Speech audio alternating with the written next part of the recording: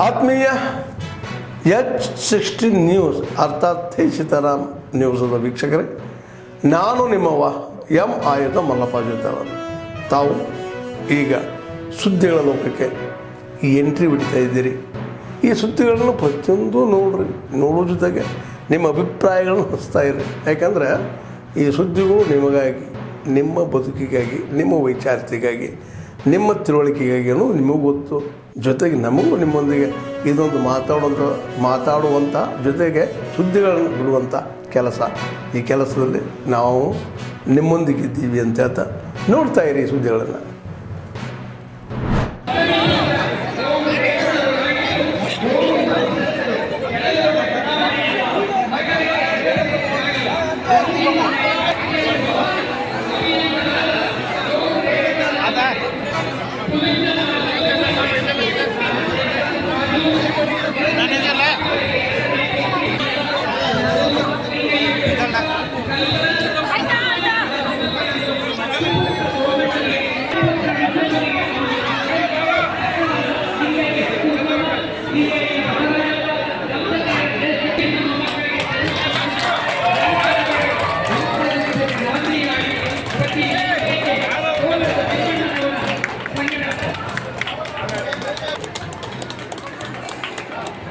ಈಗ 1 2 ಎಲ್ಲ ಮಕ್ಕಳು ಕೂಗಬೇಕು. ಟಿವಿ ಚಾನಲ್ ಟೆಲಿಕಾಸ್ಟ್ ಸ್ವಲ್ಪ ಅಜ್ಜಿ ಮುಖ ಕಂಡ ಅಜ್ಜಿ ಕೈ ಕಾಲು ಸ್ವಲ್ಪ ಕೈ ಕಾಲು ಕೆಳಗೆ ಕೈ ಕಾಲು ಕೈ ತೋರಿಸ್ಬಿಡಿ. 1 3 ಸರಿ ಹೋಗಿಲ್ಲ ಇನ್ನೊಂದ್ಸಲ 1 2 3 ಆಗ್ಲೇ ಇಲ್ಲ ಮೇಲೆ ಹೋಗ್ಲೇ ಇಲ್ಲ. ಹುಡುಗರು ಮಾತಾಡ್ಬೋದು, ಹುಡುಗಿಯರು ಹೋಗಿಲ್ಲ. 1 2 3 Thank you very much.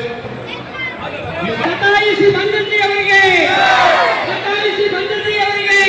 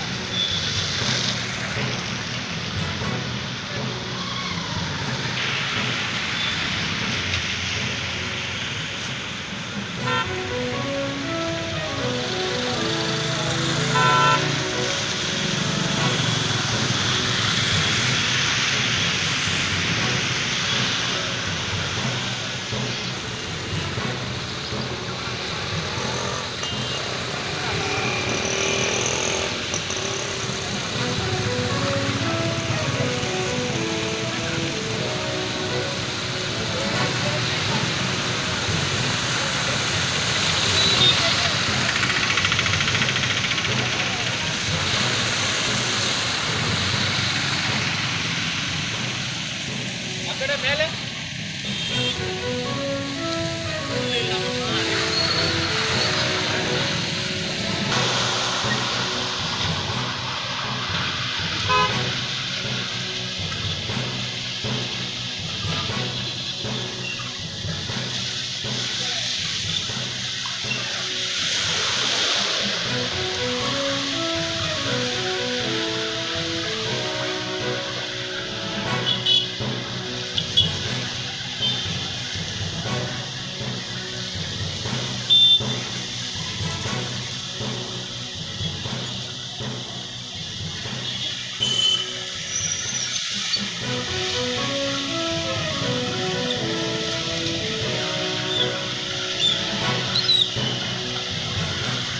Congress ಪಕ್ಷದ ಹಿರಿಯ ಶಾಸಕರು B.R. ಪಾಟೀಲ್ ಅವರು ಭಾಳ ಗಂಭೀರವಾಗಿರ್ತಕ್ಕಂಥ ವಿಚಾರವನ್ನು ಮತ್ತು ರಾಜ್ಯದ ಪರಿಸ್ಥಿತಿಯ ಬಗ್ಗೆ ಇವತ್ತು ಬೆಳಕನ್ನು ಚೆಲ್ಲಿದ್ದಾರೆ.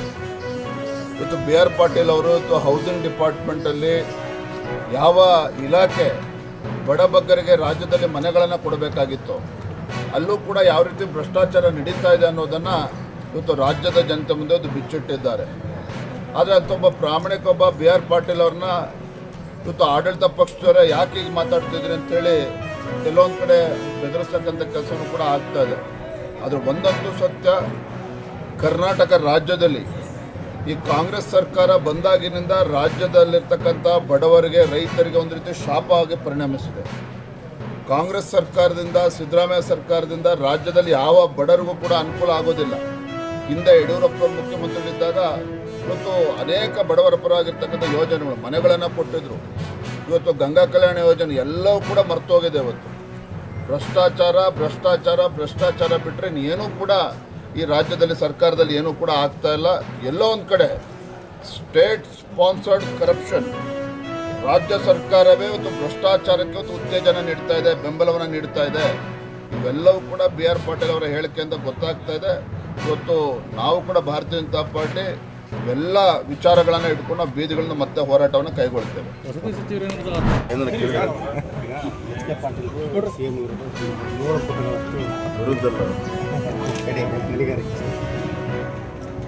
ಎಚ್ ಕೆ ಪಾಟೀಲ್ರು ಗಣಿಯಲ್ಲಿ ನೋಂದಾಗಿರುವಂಥ ಕೇಸುಗಳ ಬಗ್ಗೆ, ಪ್ರಗತಿ ಬಗ್ಗೆ 90% ಕೇಸುಗಳು ಇತ್ಯರ್ಥ ಆಗಿಲ್ಲ ಅನ್ನುವಂಥ ಅತ್ಯಂತ ಮಹತ್ವದ ವಿಚಾರವನ್ನು ಅವರು ತಂದಿದ್ದಾರೆ.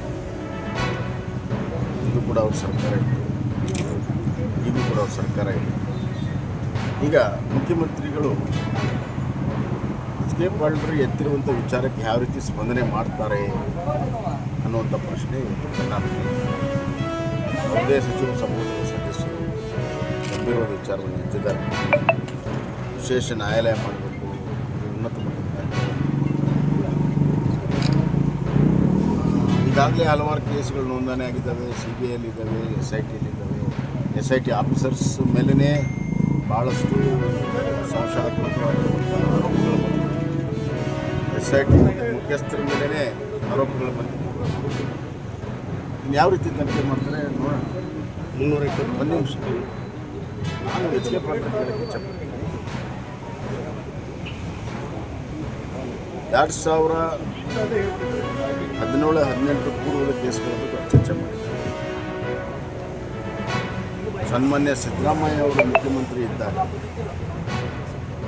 ಇಡೀ ದೇಶದಲ್ಲಿ ಮೈನ್ಸ್ಗಳನ್ನು ಈ ಹರಾಜು ಮಾಡಬೇಕು ಅಂತ ಹೇಳಿ ನಿರ್ಣಯ, ಕೇಂದ್ರ ಸರ್ಕಾರ ಕಾನೂನನ್ನು ಬದಲಾವಣೆ ಮಾಡಿದೆ. ಕೇಂದ್ರ ಸರ್ಕಾರ ಕಾನೂನನ್ನು ಜಾರಿ ಮಾಡುವ ಹಿಂದಿನ ದಿವಸ ಕರ್ನಾಟಕ ರಾಜ್ಯದಲ್ಲಿ ಹಲವಾರು ಮೈನಿಂಗ್ ಲೀಸನ್ನು ರಿನ್ಯೂವಲ್ ಮಾಡಿ, ನಾಳೆ ಕಾನೂನು ಬದಲಾವಣೆ ಆಗುತ್ತೆ, ಹರಾಜು ಮೇಲೆ ಮಾಡಬೇಕು ಅನ್ನುವಂಥ ಹಿಂದಿನ ದಿವಸ ಸರ್ಕಾರ ತಮ್ಮ ಬೇಕಾದವ್ರಿಗೆ ಲೀಸನ್ನು ರಿನ್ಯೂ ಮಾಡಿದೆ. ಅದನ್ನು ಕೂಡ ತನಿಖೆಗೆ ಮಾಡಕ್ಕೆ ಹೋಗ್ತಾರ ಎಚ್ ಕೆ ಪಾಟೀಲ್ ಹೇಳ್ತಾರೆ. ಹಣ ಕೊಟ್ಟರೆ ಮಣಿ ಅನ್ನುವಂಥದ್ದು ಆಡಿಯೋ ಬಿ ಆರ್ ಪಾಟೀಲ್ ಹಲವಾರು ವಿಚಾರಗಳನ್ನು ಎತ್ತಾರೆ. ಅವ್ರ ಮಾತಿಗೆ ಯಾರೂ ಮರ್ಯಾದೆ ಕೊಡ್ತಾ ಇಲ್ಲ ಕಾಂಗ್ರೆಸ್ನಲ್ಲಿ. ಭ್ರಷ್ಟಾಚಾರ ವಿರುದ್ಧ ಮಾತನಾಡೋರಿಗೆ ಮರ್ಯಾದೆ ಇಲ್ಲ ಕಾಂಗ್ರೆಸ್ನಲ್ಲಿ. ಕೇಂದ್ರ ಸಚಿವಾಲಯದಿಂದ ಒಂದು ಆದೇಶ ಕಪ್ಪತ್ತಗುಡ್ಡಕ್ಕೆ ಸಂಬಂಧಪಟ್ಟಂಗೆ 1 ಕಿಲೋಮೀಟರ್ ವ್ಯಾಪ್ತಿಯಿಂದ ಹಿಡಿದು 4.3 ಕಿಲೋಮೀಟರ್ ವ್ಯಾಪ್ತಿವರೆಗೂ ಅವಕಾಶ ಕೊಡ್ಬೋದು ಅನ್ನುವಂಥದ್ದು ಒಂದು ಆದೇಶ ಬಂದಿದೆ. ಇಲ್ಲ, ಅದ್ರ ಬಗ್ಗೆ ಮಾಹಿತಿ ಇಲ್ಲ, ತಿಳ್ಕೊಂಡು ನಾನು ಆತ್ಮೀಯರೇ, ಎಲ್ಲ ಸುದ್ದಿಗಳನ್ನು ನೋಡಿದ್ರಲ್ಲ, ಏನು ಅನಿಸ್ತು ನಿಮಗೆ? ಇದರಲ್ಲೇ ನಿಮ್ಗೆ ಲೈಕ್ ಆಗಿರ್ಬೋದು, ಡಿಸ್ಲೈಕು ಆಗಿರ್ಬೋದು, ಕಾಮೆಂಟ್ ಬೇಡಪ್ಪ ಅಂತ ಅನಿಸಿರ್ಬೋದು, ಕಾಮೆಂಟ್ ಮಾಡಬೇಕಪ್ಪ ಅನಿಸ್ಬೋದು, ಶೇರ್ ಮಾಡಬಾರ್ದಪ್ಪ ಅನಿಸಿರ್ಬೋದು, ಮಾಡಬೇಕು ಅನಿಸಿರ್ಬೋದು. ಏನಾದರೂ ಆಗಲಿ ಶೇರ್ ಮಾಡ್ತಾಯಿರಿ, ಈ ನ್ಯೂಸ್ಗಳನ್ನ ಹಂಚ್ತಾ ಇರಿ, ಜೊತೆಗೆ ಇದಕ್ಕೆ ಸಬ್ಸ್ಕ್ರೈಬ್ ಆಗ್ತಾಯಿರಿ ಅಂತ ಹೇಳ್ತಾ H16 ನ್ಯೂಸ್ ಅರ್ಥಾತ್ ಹೇ ಸೀತಾರಾಮ್, ಇದು ಸತ್ಯದ ಕೈಗೆ ನಡಿ. ವಂದನೆಗಳು.